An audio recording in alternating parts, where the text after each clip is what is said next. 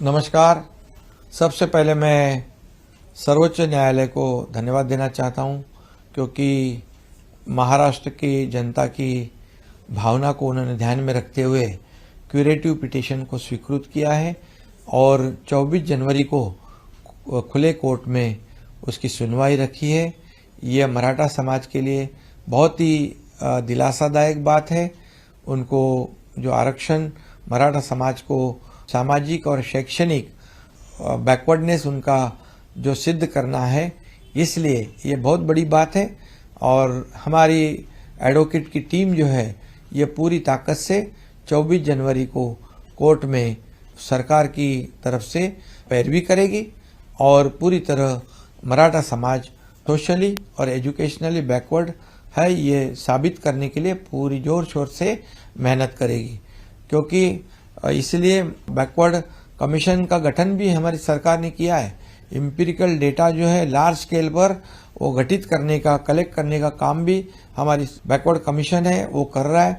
हमने उनको भी विनती की है जल्द से जल्द ये एम्पिरिकल डेटा और रिपोर्ट सरकार को सादर करे और निश्चित रूप से इसका भी फायदा 24 जनवरी को हियरिंग में निश्चित रूप से होगा।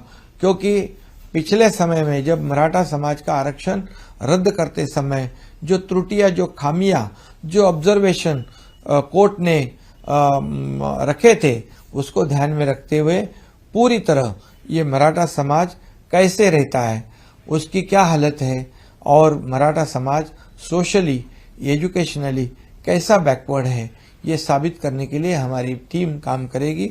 और निश्चित रूप से अब मुझे पूरा विश्वास है कि मराठा समाज को न्याय मिलेगा। हमारी सरकार की भूमिका स्पष्ट है, मराठा समाज को आरक्षण देते हुए अन्य समाज के ऊपर अन्याय ना हो, इसे भी ध्यान रखते हुए हमारी सरकार की भूमिका स्पष्ट है। और अभी ये भी मैं कहूँगा कि जरांगे पाटिल जी को आंदोलन करने की नौबत नहीं आएगी, क्योंकि अभी काम शुरू हुआ है। जो क्यूरेटिव पिटीशन जो है वो लाइव हो चुकी है और इससे मराठा समाज को निश्चित रूप से न्याय मिलेगा। कानून व्यवस्था बनाए रखना हमारे सबकी जिम्मेदारी है और यहाँ पर शांतता और सुव्यवस्था रखना हमारी सबकी जिम्मेदारी है। और इसलिए सभी का मकसद एक है, मराठा समाज को आरक्षण देना। तो इसलिए सरकार पूरी तरह मेहनत कर रही है, सरकार पूरी तरह ईमानदारी से काम कर रही है। इसलिए सरकार पर विश्वास रखना ये भी जरूरी है और इसलिए सभी लोगों ने संयम रखना, संयम बरतना जरूरी है। इतना ही आह्वान, विनती मैं आज के इस उपलक्ष्य में करता हूँ।